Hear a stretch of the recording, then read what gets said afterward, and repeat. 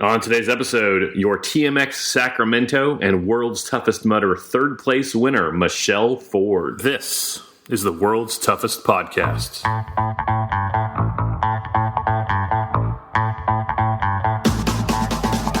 Welcome to the World's Toughest Podcast, where we talk about any obstacle course race you'd like, as long as that's World's Toughest Mudder. Each week we talk to members of the WTM community and share stories of success and failure in the single greatest event in OCR. My name is Will Hicks, and this is the World's Toughest Podcast. Welcome to the World's Toughest Podcast. I am Will Hicks. Thank you for listening. You are listening to the number one rated obstacle course racing podcast in the world. And there are plenty of them. The last time I counted, there were 23 different OCR podcasts.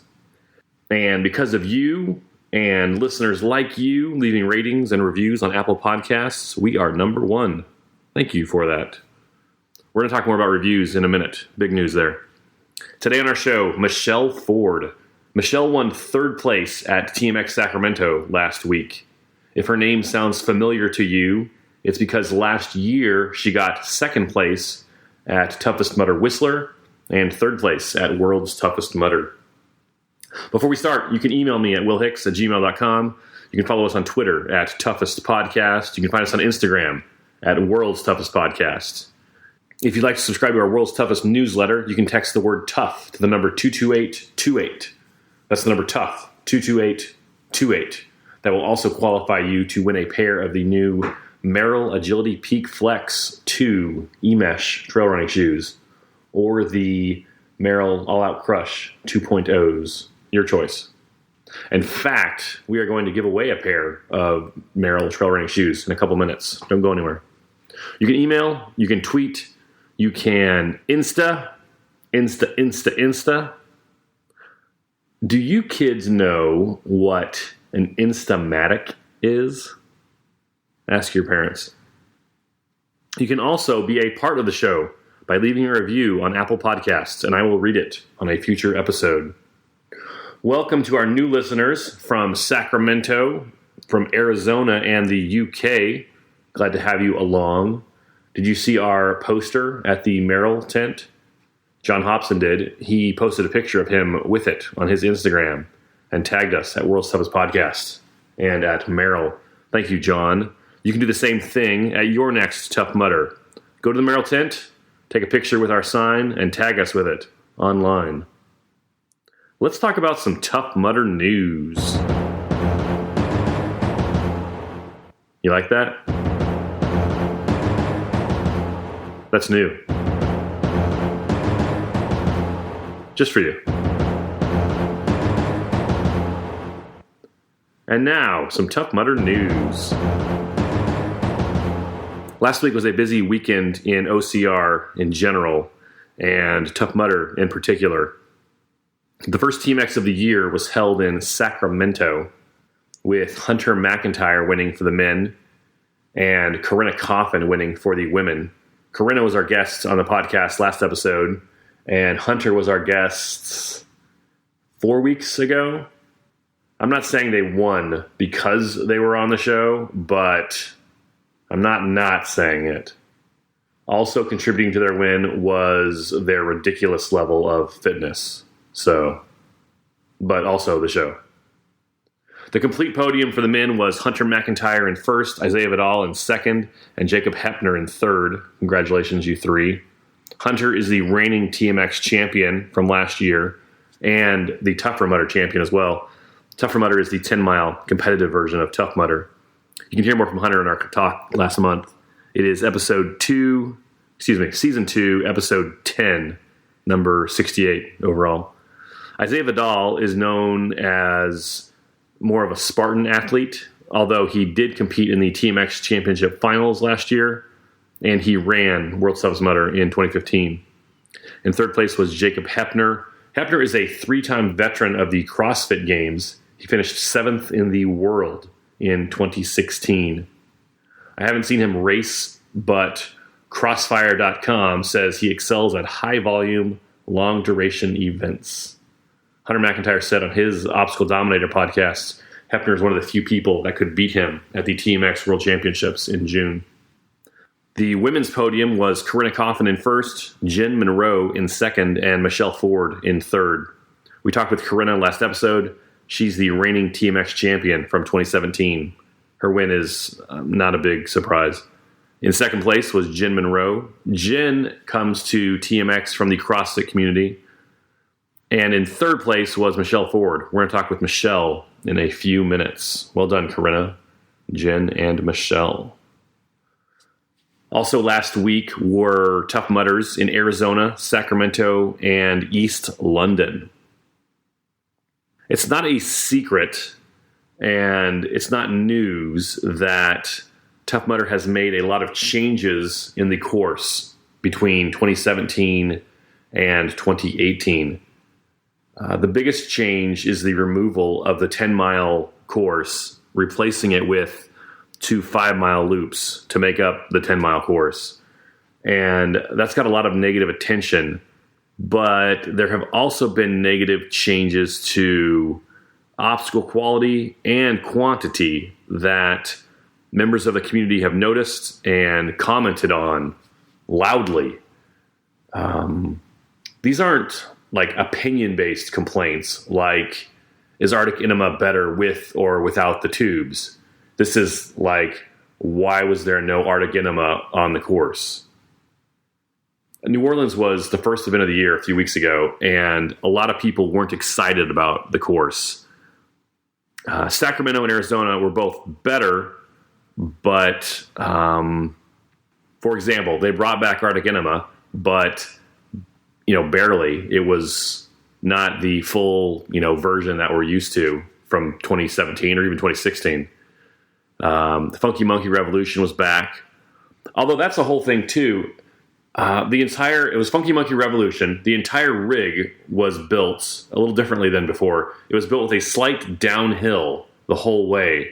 And you started at the end. You started with the bar, going to the wheels, and then to the monkey bars, which is kind of cool. You're going backwards. That's interesting. But the problem is they removed the water. So instead of falling into water, if you fell, it was a bed of wood chips, which is obviously more dangerous to your knees, to your ankles. So to reduce that level of danger or of risk of injury, they lowered the entire rig, the monkey bars, the wheels, and everything, so that if you fell, you wouldn't fall as far as you would, usually, which makes the obstacle less scary and less epic, of something to complete. So they mixed it up, which great. Give them credit for that. Going backwards, that's cool. But overall, still, noticeably worse than last year. When I am thinking about the next episode of the podcast during the week and what we're going to talk about and, kind of this opening segment where I talk about news and what's going on, I sit down and I write notes to myself so I don't forget what I want to talk about, when I turn the microphone on. And then I'll sit down on my laptop and I'll write out, the news, or I'll craft a joke or write questions for my guests that week. And I have written and rewritten this episode of the podcast at least 3 times. This has been the toughest week for me to prepare for since we started the podcast last year. I don't like to take the negative view on anything. I think that's easy. It's lazy, and anyone can do that. I'm just telling the truth. I'm just keeping it real. No, that's easy and lazy, and that's where our brains go to automatically. We want to think the worst about things or think the worst about people, and we want to complain. And we shouldn't do that. Sometimes it's hard to step back and to see things from someone else's point of view, but it's important. It will make us less selfish.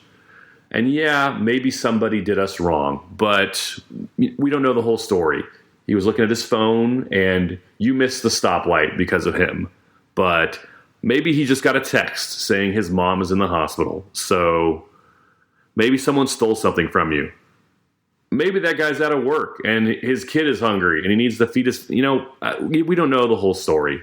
Whatever, it's very easy for us to complain and criticize, but there's always more that we don't know about. We don't know what other people are dealing with. I promise you, everyone you meet today is dealing with something. Everyone you talk to, everyone you walk past, everyone you know is dealing with something.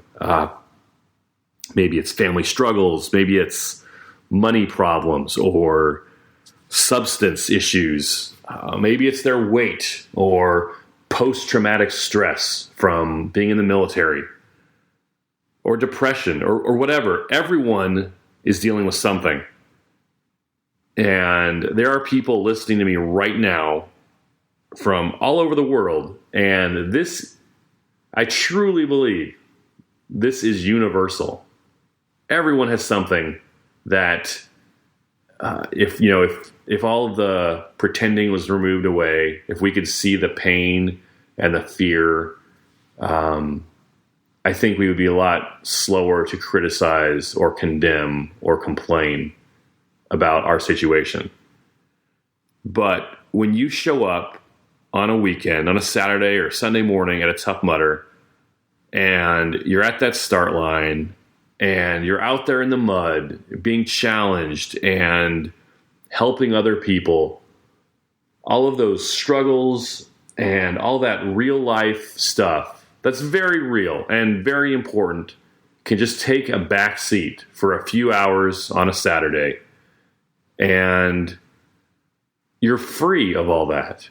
None of that stuff matters for a few hours because you're at a Tough Mudder and because you are helping other people and because you're in pain and physical pain, like your body's in pain, not the mental and emotional stuff that we all deal with. But you scratched your arm, you fell off a wall, but you're alive. And I understand why people are so passionate and so people care so much about Tough Mudder.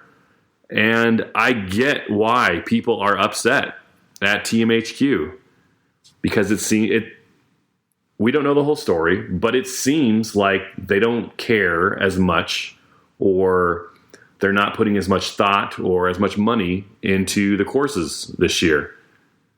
And I get why the people online are upset. It's understandable. I don't know why, but clearly something has changed or is changing this year at TMHQ. And we may not know for a while, and we may never know all of the reasons or all the details, but I hope TMHQ listens to the community and rights the ship. All that being said, don't tell me the course isn't challenging anymore. The course isn't hard. You're not hard.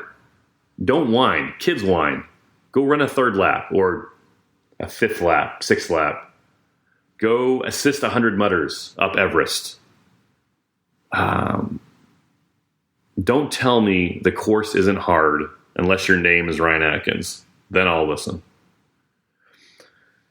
So this has been a rough start to the year. Toughest Mudder West in LA was canceled. Tough Mudder New Orleans was disappointing. Sacramento and Arizona were better, but only marginally. And a member of the community was murdered at her workplace. They just announced this week that Toughest Mudder Scotland is canceled. That's the second Toughest Mudder this year to be canceled. I cannot remember a year starting out like this before. It's been brutal. Let me give you 3 things on the Tough Mudder calendar that I am looking forward to soon. 1, TMX Miami this weekend. 2, the first Toughest Mudder of the year, Toughest Mudder South near Austin, Texas on May 5th. And 3, the kickoff of the Tougher Mudder Championship Series near Philadelphia on May 19th. So those 3 things, TMX Miami, This is the second and final regional TMX.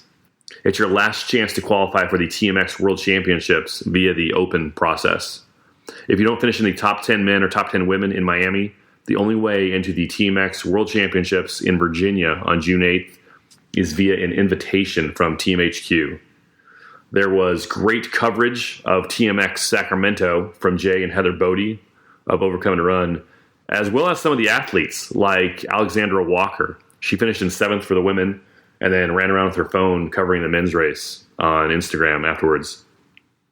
For Miami, Matt B. Davis of ORM will be covering it with Tough Mudder on Facebook Live.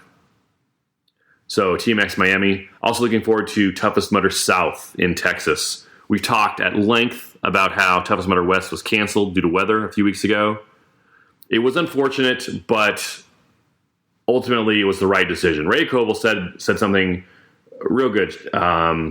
She had been training and she'd been tapering, and she was ready to crush Toughest Mudder West. She was out there, not that she's the only one ready to crush it, but when it was canceled, she was really upset. And she said on I think it was on Instagram, I'm mad, but there's no one to be mad at. None of us can control the weather. They made the right decision. It was a safety issue. You guys saw the pictures. Carla Piscatella was out there on site. I talked to some other people that were out there at the venue, and they couldn't have done. It's unfortunate, but they made the right decision. So, who are you going to be mad at? Toughest Mudder West since then has been rescheduled for October 7th in Northern California. So that means the first Toughest Mudder of the year will be Toughest Mudder South on May 5th in Texas. Cinco de Mayo, Cinco de Mudder, Cinco de something. The biggest disappointment to me about the West race being canceled was the women's race. There were 4 champion women that were going to compete against each other at Toughest Mudder West. World's Toughest Mudder champion, Ray Coble. Toughest Mudder Series champion, Allison Ty. Spartan Race World champion, Lindsay Webster. And Spartan Ultra Beast 24-hour world champion, Morgan Mackay. Seriously, how crazy would that race have been? I hope they all make it to Northern California or maybe even to Texas. I'm looking forward to Texas in a few weeks. So we'll talk more about that and the elite men as Texas gets closer.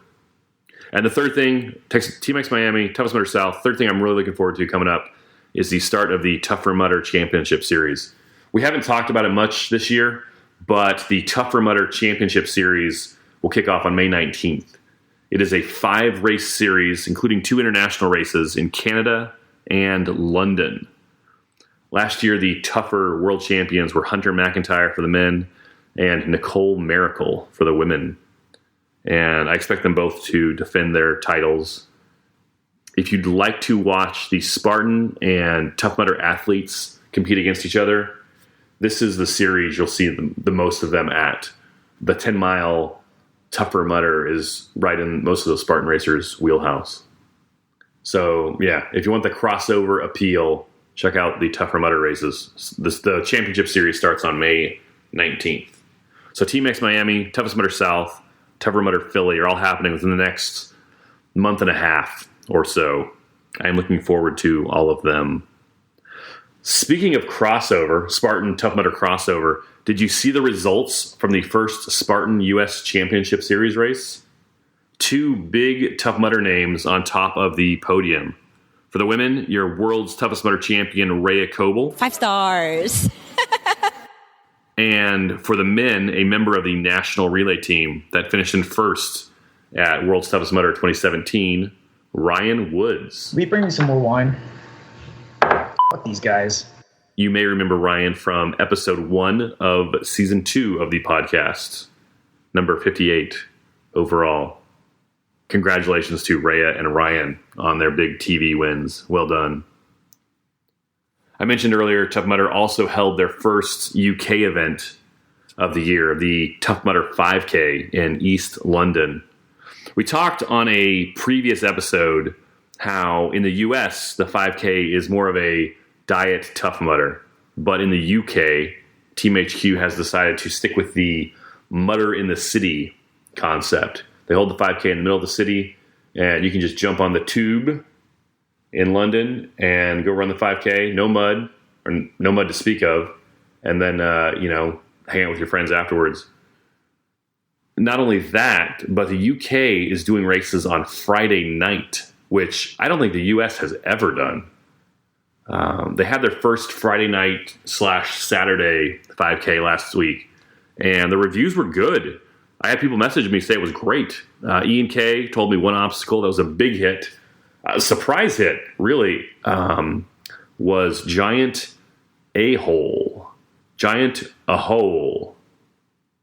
Because it's shaped like an A, and it has a big hole underneath. It doesn't stand for anything. It's not offensive. Anyway, do you remember the giant cargo net we had to climb over at World's Toughest 2016? Giant wedgie? Great obstacle. Iconic. You know what? I will bet you $1.25 we see giant wedgie at World's Toughest in Atlanta. I'm on a hot streak with my predictions lately, so there won't be a cliff at Atlanta unless they build a giant wedgie over the water and you have to jump into the lake. Giant wedgie / the cliff. Toughest Mudder, Atlanta. That's not a prediction of what they will do. That's just what they should do. Anyway, Giant A-hole is an inclined cargo net. You climb up, then flat net, then incline again to the top, and then repeat that going down the cargo net on the other side, shaped like an A. That's going east to west. Going north to south, you go underneath the A-frame and then have to traverse rings like Kong or Hangin' Tough. For being such a hit obstacle, they haven't made much noise about it. It's definitely more popular than Happy Ending so far. Anyway, Tough Mudder 5K, Friday night 5K was a big hit. Well done, TMUK. I mentioned at the very beginning of the episode, Merrill and World's Toughest Podcast have partnered up this year to give away a free pair of Merrill trail running shoes each month. You can enter to win by texting the word tough to the number 22828. And that will sign you up for our weekly-ish newsletter and enter you in the drawing to win the Merrill shoes. I've mentioned before, I have a bit of a shoe problem. There is a shelf in my garage that is just running shoes. I'll put a picture of it in the next newsletter. Text the word tough to the number 22828 to subscribe. You can also subscribe via email. Check the show notes for details. So each month, we're giving away a pair of Merrill trail running shoes to one lucky listener of the podcast. And this month, that winner is Michael Toombs. Congratulations, Michael Toombs. Look for an email from me in the next day or two. You can win next month by texting the word tough, the number 22828. You can also win a pair of Merrill trail running shoes by entering our Merrill Mudder Moments campaign. If you have a story you would like to tell about your experiences at Tough Mudder, or maybe something that happened in your life that you were able to work through or to conquer or to deal with because of Tough Mudder, we would love to hear that story. If you email me at worldstoughestpodcast@gmail.com and put MMM for Merrill Mudder Moments in the subject line, and in the body, just write your story. Just say, hey, this is what I was dealing with. This is, what happened, and this is how I overcame it through Tough Mudder. Or even, I was going to Tough Mudder, wasn't expecting much, and this is what happened to me out there on the course, and I didn't think I could do it. Well, whatever your story is. I don't want to put words in your mouth, obviously, but we pick one Merrill Mudder moment every other month, and that winner gets a pair of Merrill trail running shoes. But they also come on the show, and they're a guest for an episode, and I talk to them, and they kind of share their story. Our first Merrill Mudder moment was Francis Lackner from a few weeks ago. But anyway, if you have a story to tell, we'd love to hear it. And that's kind of what the Merrill Mudder Moments is about. So shoot me an email, worldstoughestpodcast@gmail.com with MMM in the subject line. Before we talk with Michelle Ford, let's read some iTunes reviews. Let me tell you a story. On Monday last week, we got our 99th rating on Apple Podcasts. Sarah Knight left it. The Sarah Knight, who got second place at World's Toughest Mudder in 2015 and ran all 6 toughest mudders last year in 2017, left that review, number 99. So I made a post on Instagram, World's Toughest Podcast, and said, we're at 99. Who is going to be number 100? And the next day, we were at 105. We got 7 in one day, which is ridiculous. So thank you very much. We're going to read them, but not all today. So who was number 100? I will tell you in a second. But first, Sarah Knight. Sarah writes the number 5 and then 5 stars. I look forward to listening to World's Toughest Podcast with Will Hicks each week. I save it for long rides in the car to mountain trailheads. The guests motivate and inspire me, whether they be my competition or my fellow mudder on the course, battling through. World's Toughest Podcast is my source for the latest Tough Mudder news, as all the information is told in detail with humor and passion. I appreciate all the speculation and educated guesses Will makes about things coming from Team HQ, and I enjoy reliving the details of the courses in recap episodes. Great things come in 5s. Number 1, high fives that you give and receive to friends new and old after you conquer an epic Tough Mudder course together. Number 2, the 5 epic athletes on the Tough Mudder Pro Team this year. Congrats, guys. Number 3, the 5 continents that host Tough Mudder events.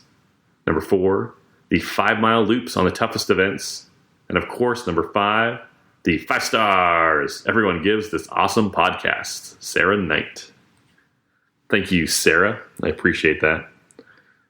Sarah got second place at World's Toughest in 2015, and at the brunch the next morning, she was sitting at the table with me and my sister and my pit crew, and we were like, yeah, I think you're supposed to be at that front table.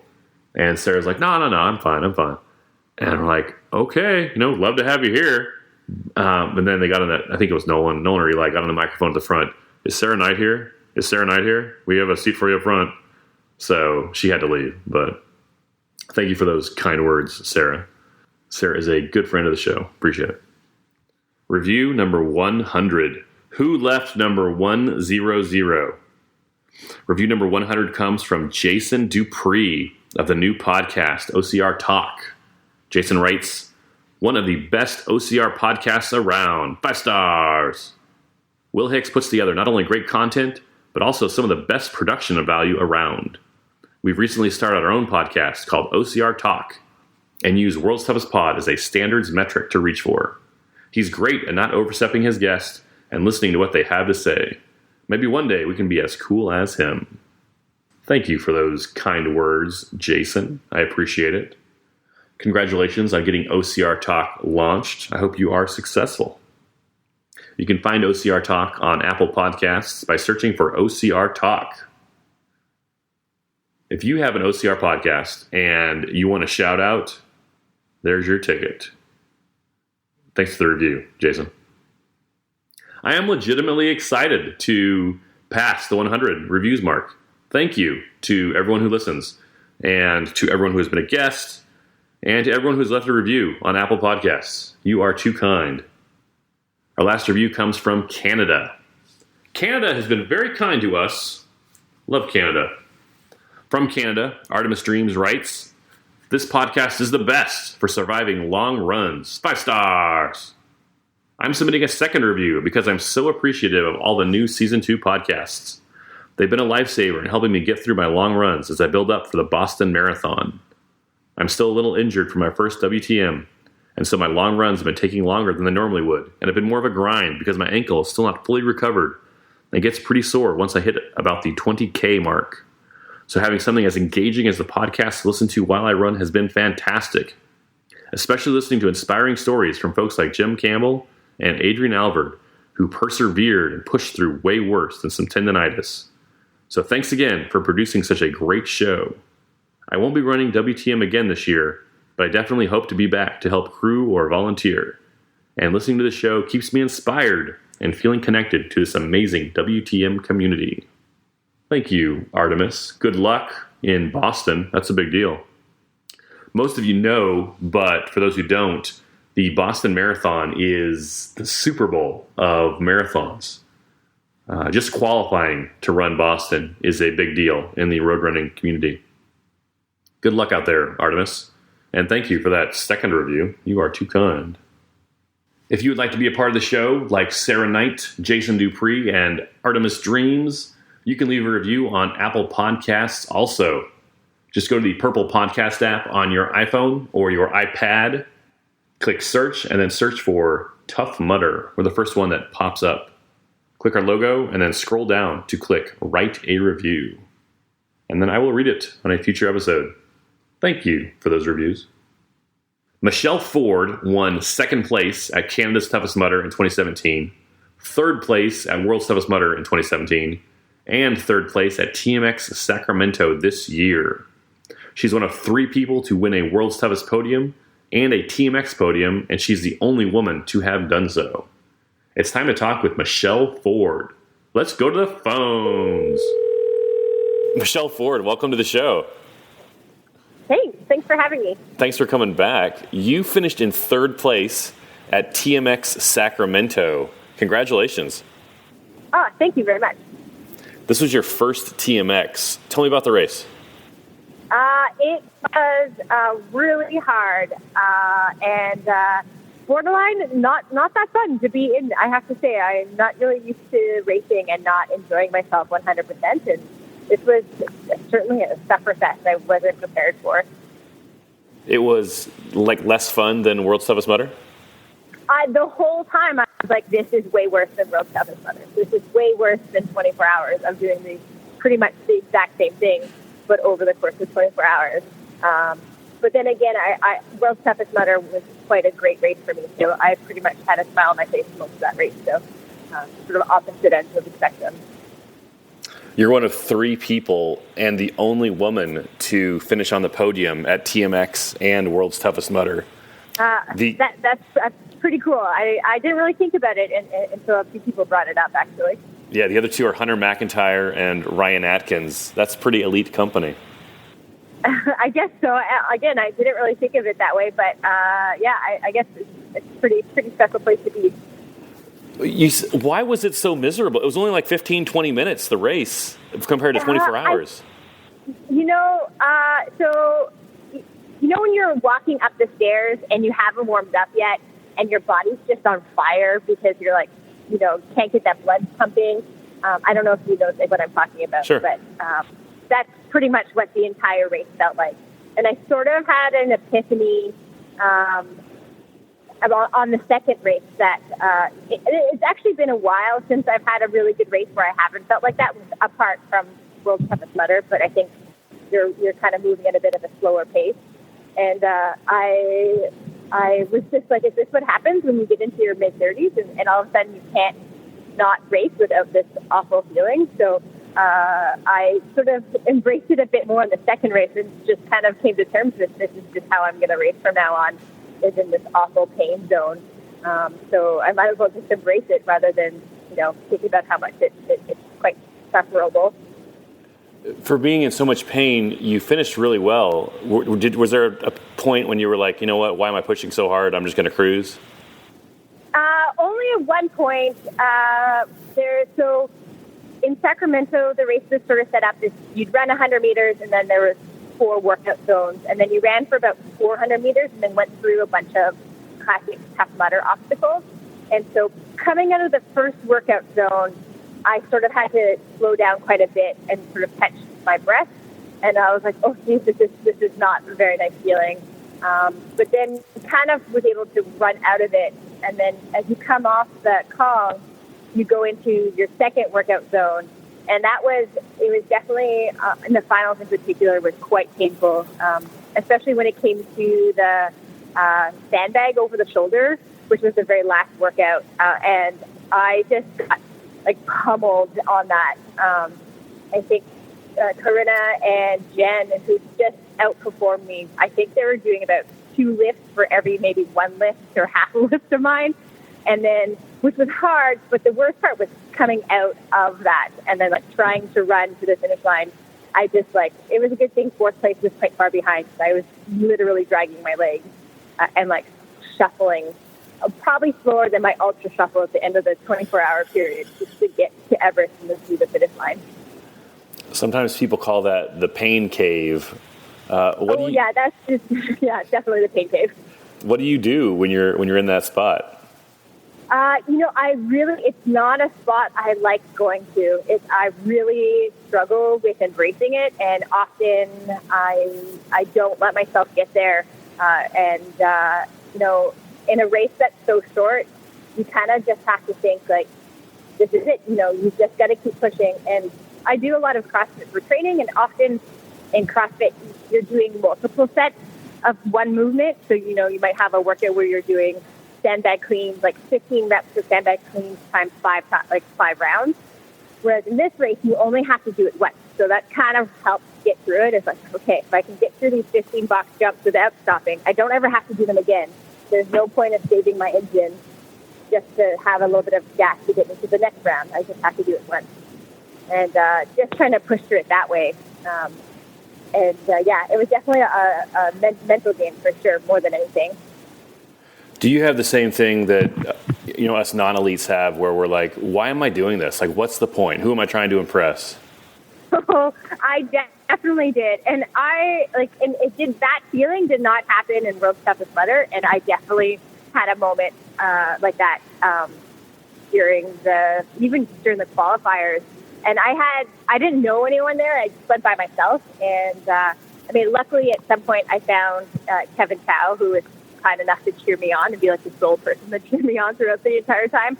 But I was there by myself, and it was just like, this was not fun. And then trying to after the first qualifier to sort of suck it up and then regroup mentally and prep for the finals. That question was definitely going through my brain a lot. Were you kind of hoping you didn't qualify for the finals? No, I would have been pretty bummed if I hadn't qualified for the finals. So I think that says something too. Also, that there is definitely still a part of me that really wanted to race, and that it does secretly enjoy that pain cave after the fact. But I would have been quite disappointed if I hadn't made it to the finals, or at least been in the top 10 to make it to the finals. Have you ever tried to describe that feeling, that pain cave, to somebody who doesn't race or doesn't compete, and Yeah. I have, yeah. The best definition or best description I could try is the stair definition. It's an average Joe Schmo has to go up 5 flights of stairs and they're not warmed up, so they're not used to exercise. And that feeling, that sort of very similar feeling, considered a higher intensity. But I would imagine that, for me or that person, it's pretty much the same feeling. So what was it like at the start line? We talk about when's the last time you did something for the first time. This is way different than, World's Toughest Mudder, for example. What was it like when you started? I was the first heat of the day for the women, and, I showed up, and there was a bunch of women that had never even done a Tough Mudder before. It was pretty awesome. This group of, I like to sort of walk to the start line, maybe 2 minutes before the gun goes off, and these girls were already there hugging and saying congratulations. And at one point I even asked the girls, you guys know each other? And I was, oh no, we just met. And I was I thought that was pretty cool. There was pretty this good friendship going on. For myself, I tend to kind of keep to myself a little bit more. I didn't really know what to expect. I had watched most of the men's heats to sort of get a little bit of a feel for the lay of the land. But it was just lined up, and then that gun went off, and just kind of don't look back, blinders on, don't really focus on whatever's going on behind you. What were the hardest obstacles or the hardest workout stations? All of them. So the first one was the sandbag cleans, and I had been prepping for sandbag cleans, but as much as I could practice sandbag cleans, nothing prepares you for that feeling of getting there and already you're already running at 100%. So I struggled through them, I think, more than I would have thought I would have. I had to break them up into sets of 3. Even in the finals, I couldn't hold on. I still had to break them up in sets of 3. The sandbag teams were tough, and pull-ups were also quite tough. I had just kind of crammed in learning butterfly pull-ups about a month out, And again, same thing. You can practice these movements, but nothing compares to like running into the movement straight out of another movement at full intensity in race mode, no less. That, and then again, the bloody sandbag over the shoulders just crushed me. So a little bit of everything, I gotta say. At least for the workout stations, I found the obstacles quite easy and fun. A little bit of a rest almost. I saw that sandbag over the shoulder obstacle you were talking about on the live coverage. People, you pick up basically like, it looks like the size of an Atlas ball, and you just throw it over your shoulder. Yeah, you heave it over. It's a strongman movement. So, which I have, one of the CrossFit gyms I work out of has a strongman specialty course. They have quite a bit of the equipment. So, it was, for women, it was 85 pounds, and for men, it was 105 pounds. And, if you're not that strong, you sort of have to like tuck it onto your knees, and then from your knees, you kind of, it looks like a really bad form deadlift, and as you like heave it up over your shoulder. I saw quite a few people left comments on a video of a couple of the girls doing them about how bad their form is, but actually that's sort of how you're supposed to perform the movement, just like squeezing it into your chest and just heaving it up with all your might pretty much. It's pretty much a brute force kind of exercise or movement. For sure. Like when it is like full on like power movement. To try and do 15 as fast as you can when you're not necessarily used to lifting that kind of weight. And it being a sandbag is almost more difficult than if it was a true Atlas because it's such dead weight as you pick it up and like flop it around. I mean, maybe I'm just being a big wuss and then people are like, it wasn't that hard. But I did find it was quite a struggle. I after 4 reps, I was like, how the heck am I going to do 11 more? You said that the Tough Mudder obstacles were kind of a break for you. Is that because you had so much practice on them at World's Toughest, or? I would love to say that I had a lot of practice at World Cups on them, but I did fall off almost all of them during World Toughest, so that would be a lie. But I've been spending a lot of time rope climbing, and that has helped a ton with my grip strength, just because before that I used to boulder, but you don't quite build the same endurance that you do with rope climbing in bouldering as you would with rope climbing. So when I got to any of the grip obstacles, it was somewhat of a rest for me. I was able to breathe through it. I didn't have an elevated heart rate and just catch my breath and then kind of calm down before moving on to the next movement or the next run.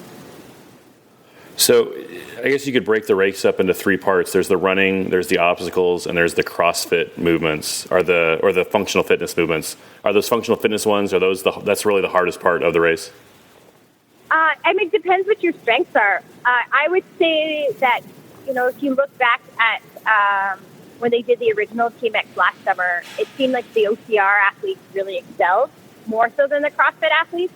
Whereas this past weekend or 2 weekends ago in Sacramento, it was almost like the CrossFit athletes excelled a little bit more than the OCR athletes. I mean, Kurita and Jen, Kurita has both OCR and CrossFit background, but Jen just came from CrossFit with never doing a OCR race prior to that, as well as one of the guy who came third, I think Jacob Hepner was his name. He's like a top CrossFit Games guy. So it depends on what your strengths and weaknesses are. For me, my weakness clearly was the strength.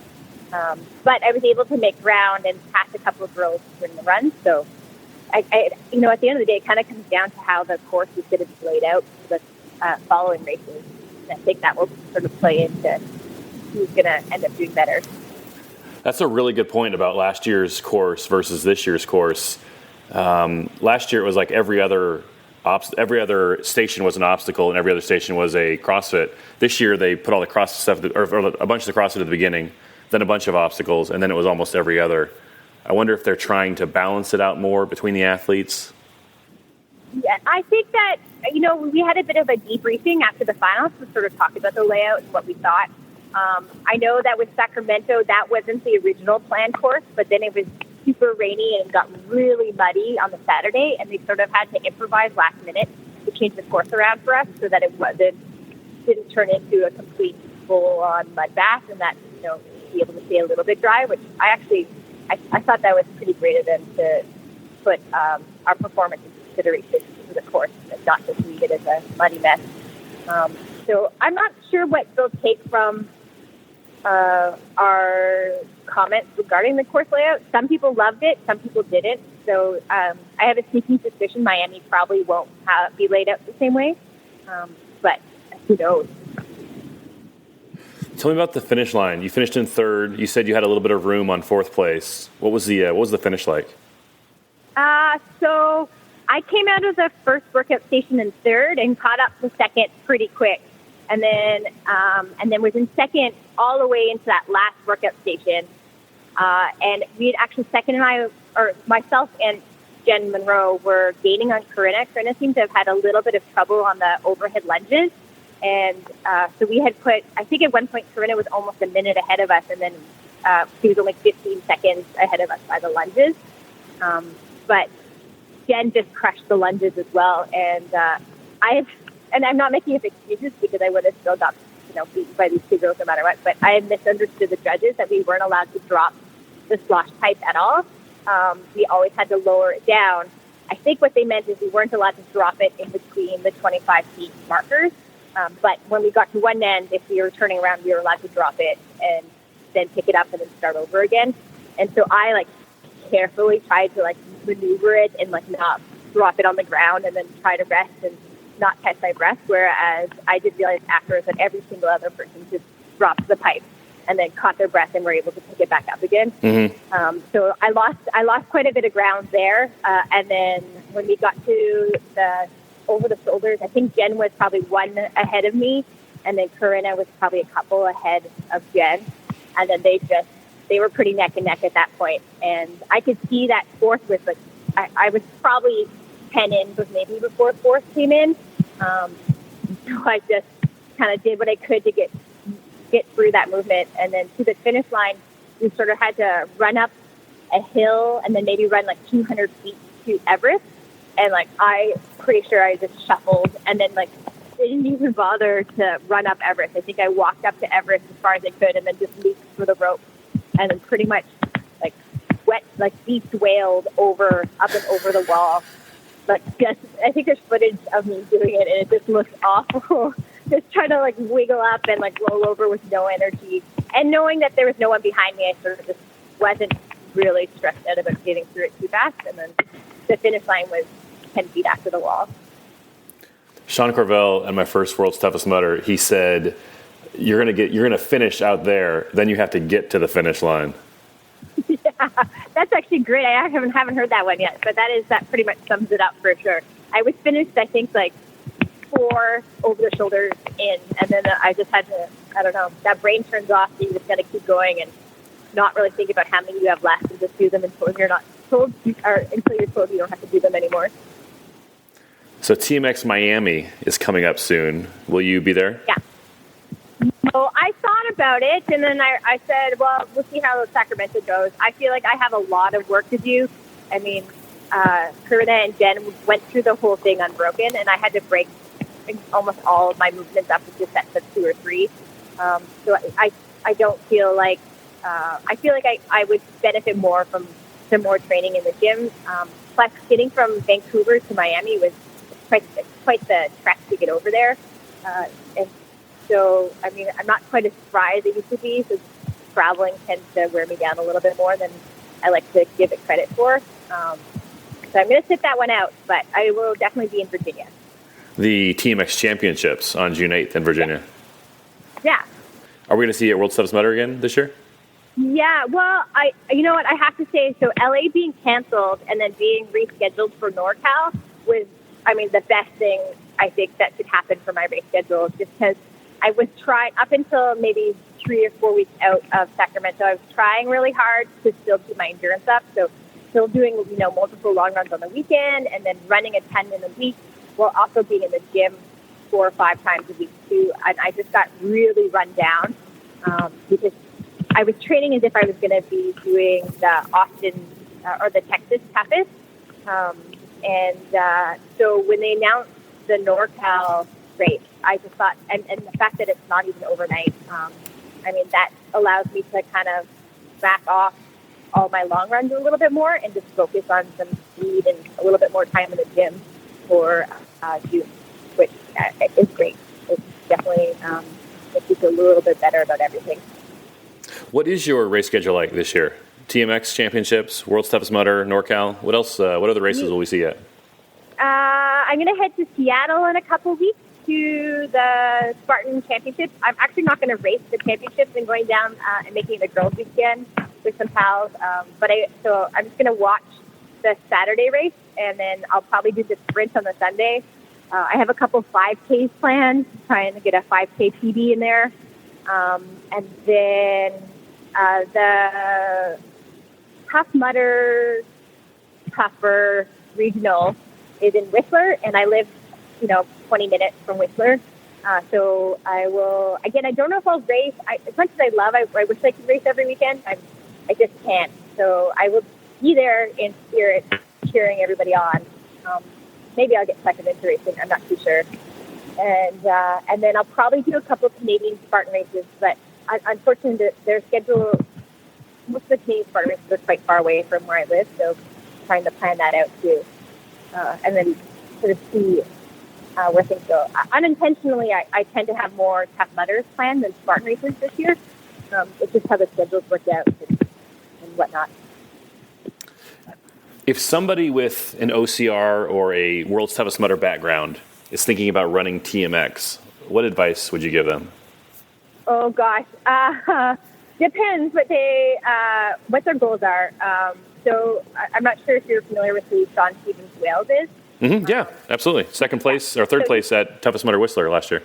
Yeah. So he's a buddy of mine, and he recently moved to the same town as I did, and so he was asking me about it, like TMX, and I sort of, was kind of told him, you're so strong, and he's such a fast runner, and he's so petite that for him it's not particularly worth trying to beef up and get strong for these TMXs.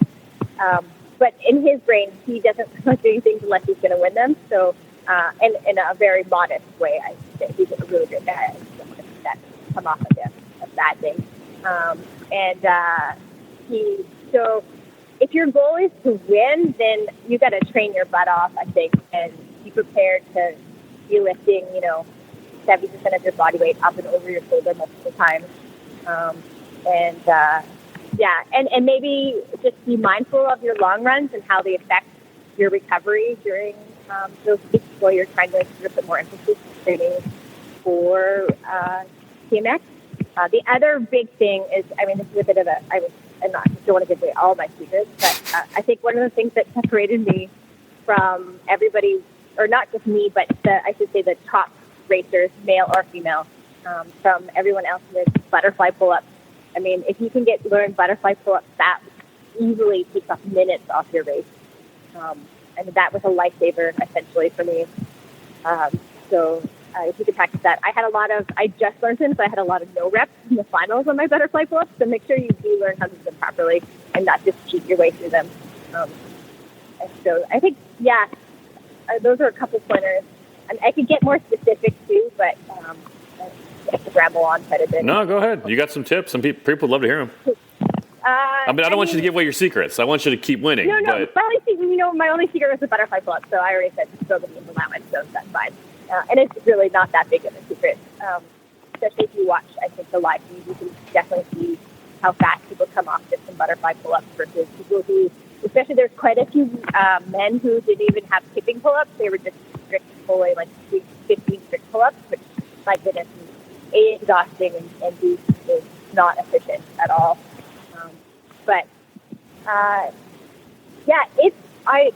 It was quite a challenge for me to try and train trying to do my 20-mile runs on the weekend, and then rest for a couple hours and then go and do a big beast sandbag carry up a hill or the sled sprint. So I think that maybe tone down those long runs and then focus on some short strides and short sprints, and then and build up some stamina with lots of heavy carries. And be prepared. Yeah, be prepared for those, nearly body weight sandbag carries. CrossFit helps a lot, I have to say, because it's that functional fitness again. In CrossFit, you don't necessarily use sandbags, so that's actually another big pointer. if you have access to the similar type sandbag they use in the race, it's a very different movement than if you're just using a barbell. 65 pounds in the sandbag doesn't seem like much, but it's significantly heavier than 65 pounds on a barbell. So that's also, time with stimulation in there as well. Michelle, do you have any sponsors or anything you'd like to plug? I live in a small town called Squamish, BC, and they have a totally awesome trail running store called Capra, and they help me out, which is, I'll give them a little plug. So if you're ever driving up to Whistler, I suggest you stop by and check them out. They've got some great, more independent companies, and few brands that you can't find anywhere else. Michelle, any last thoughts on TMX Sacramento or anything else? No, but I'm excited to see what happens in Miami. I think it's going to be a big switch up. There'll be some more strong girls there that weren't at Sacramento. Also, Sacramento was the last weekend of the CrossFit Open. So I think you'll see some more CrossFitters in Miami. Also, I think that a couple of the girls that did pretty good in Sacramento will be even better in Miami, because we'll be slightly recovered from that 5 weeks of super hard workout. So it should be exciting. Also, I think they're doing a proper live coverage too for that event, if I'm correct. You know that? They are. Yeah, Matt B. Davis is going to be flying down there, I know. Yeah, so that's pretty cool. I'm actually just excited to watch that. Probably more excited to watch it than I would be if I were there. So, yeah. You know what? It is fun to watch TMX. I like World Stuff Is Better watching on TV, but TMX has something special about it, the TV quality of it. Yeah, I think you're right, and it's short too, right? So it's a little bit more intensity. You can kind of fill the gaps a little bit better, and also with this, whoever's in the lead or the top three can change so quickly based on their strengths and weaknesses. So I think it can be anyone's game. Michelle Ford, thanks much. Oh, thanks so much for having me. Special thanks to Michelle Ford for appearing in this episode. You can find her on Instagram at peak_power. Well done, Michelle. Also, congratulations to Amelia Boone. She ran the Barkley Marathon this year. She finished 2 laps, but missed the cutoff time. So officially 1 lap completed, 120-mile lap. Well done, Amelia. I would bet you dollars to donuts that she'll take down a fun run next year. Fun run is 3 20-mile laps, 60 miles in 40 hours. Thank you for listening. Be sure to leave a review on Apple Podcasts. I will read it in a future episode, and I will see you next week. Go spend time with someone you love.